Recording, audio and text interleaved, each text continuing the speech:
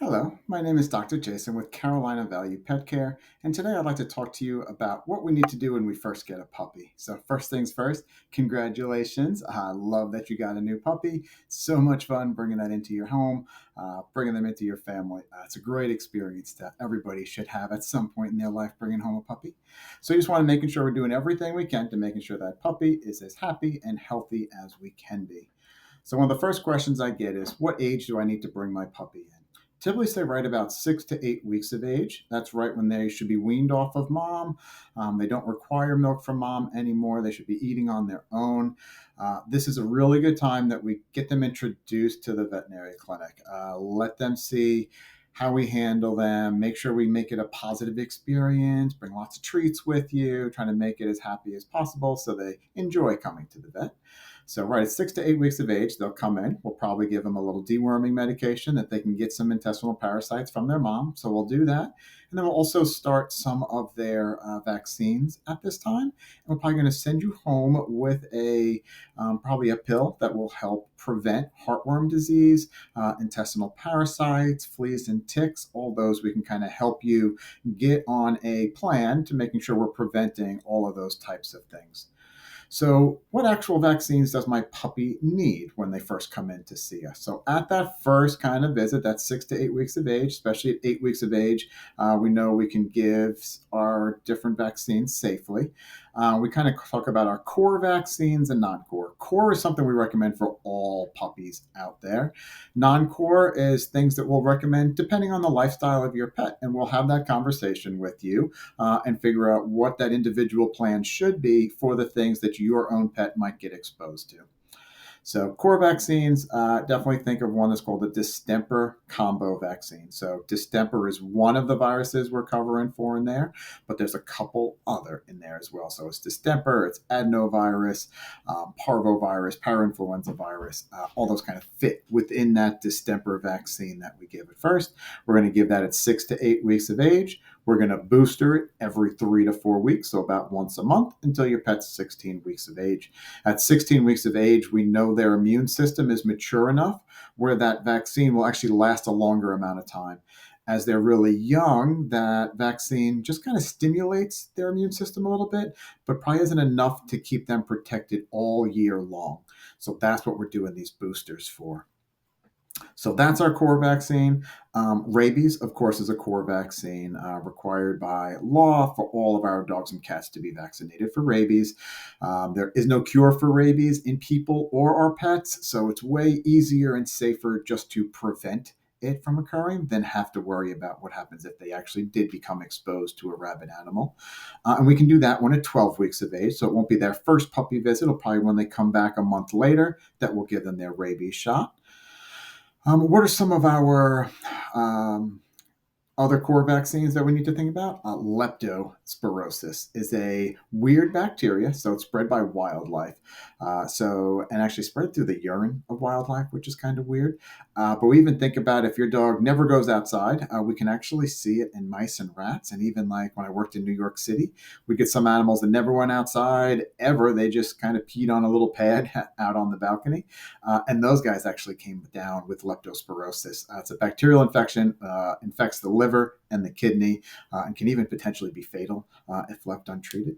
So we want to protect against that one as well. We don't give that one at our first visit. The minimum age for that one is 12 weeks old. So that would be when they come that second visit back to us that will give them their first lepto vaccine. We'll do one more booster a month later. So at that 16-week visit, and then they'll be good for the year at that point. Non-core vaccines, so these are going to be the ones that are going to be more individualized for each one of our patients. And like I said, we'll have that conversation with you. Bordetella, especially if you're going to be around other dogs, Bordetella is that kennel cough bacteria that can cause that really bad honking cough that you probably heard about before with kennel cough.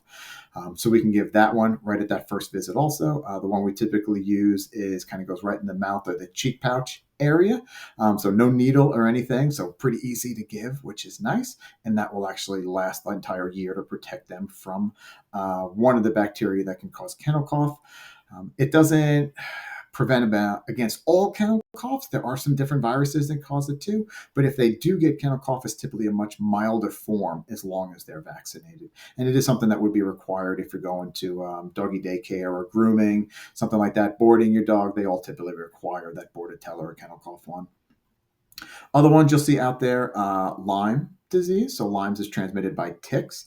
We don't see a lot down here in the Carolinas, but every year we kind of get reports from the CDC that shows where Lyme disease is prevalent in the country.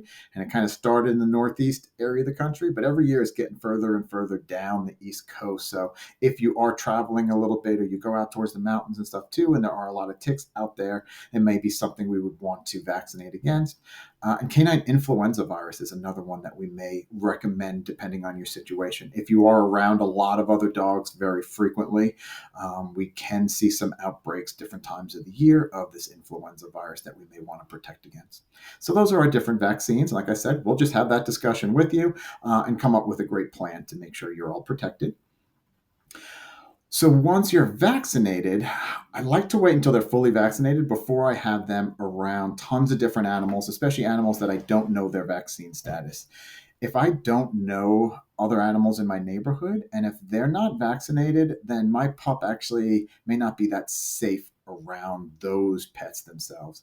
But if you have friends and family, anybody else that you know their pet is fully vaccinated, 100% let them socialize back and forth. It's a great time for puppies to socialize at this young age. I don't want to have to wait until they're 4 or 6 months old before they start socializing. So any animal that you know their vaccines are up to date, those I say we can definitely have play dates and set that up with them. But I wouldn't be bringing them to the dog park or like to a restaurant or a big fair or a park or a brewery, things like that, until you have all your vaccines completed. So it'll be after that 16-week visit until they're going to be totally safe around everybody else. All right, so after vaccines, what else are we going to do on this initial visit? Probably going to talk about what are we going to do for flea prevention, tick prevention, and heartworm disease prevention. So all things that we know even our puppies can get. We have different medications depending on exactly what you're looking for. If you're looking for just heartworm prevention or something that does heartworms and fleas and ticks, or maybe just something for fleas and ticks and something else for heartworm. May just be what you've used in the past that you're comfortable with. So we'll have that conversation with you. So there's a lot of different products out there that we're also going to send you home with. Bravecto, flea and ticks is a very common one. Simparico Trio, which is a heartworm prevention, as well as a flea and tick monthly pill that they'll take, is also a very common one. But like I said, we'll have that conversation with you and pick what we think between both of us, what's going to be best for your puppy. And then one last thing, I mentioned a little bit earlier about parvovirus as one of those core vaccines in that distemper combo is for parvovirus. And just want to give a little information about that, just because it is one of our more common puppy, really bad viruses that they can get. So I want to make sure you know what the signs are of parvovirus. Typically what parvovirus does, it really messes up their GI system, but then also messes up their immune system. So here we got this really bad GI bug causing really bad vomiting and diarrhea. And then it also wipes out our white blood cells that actually fight off the infection. So it's kind of this double whammy type of virus. So that's why it can be so dangerous for our pets to actually come down with it. It's spread by feces out in the environment. So if a dog that had parvovirus had a bowel movement, even after cleaning it up, the virus can still live in the environment for even up to 6 months in certain conditions. And then our dog just walks around, steps in it, licks their paws, and they can get it that way. So vomiting, diarrhea, the diarrhea that typically progresses to a bloody diarrhea, then they're not interested in food and they get really dehydrated. So any signs like that, you would definitely please let us know right away. And especially if your pet wasn't vaccinated yet and you see some of those signs, those are going to be some really big red flags that we need to watch out for. All right, so sorry for that little downer note at the end, but I think it's important to give that education just to making sure you know about that one and why it's so important we vaccinate. So besides that, though, enjoy your puppy. Bring them on in to come see us, and we'll figure out a great plan to getting everything healthy as we can for your little pup. If you have any other questions, check out our website, www.carolinavaluepetcare.com, and check out our clinic for upcoming dates in your area. Thank you.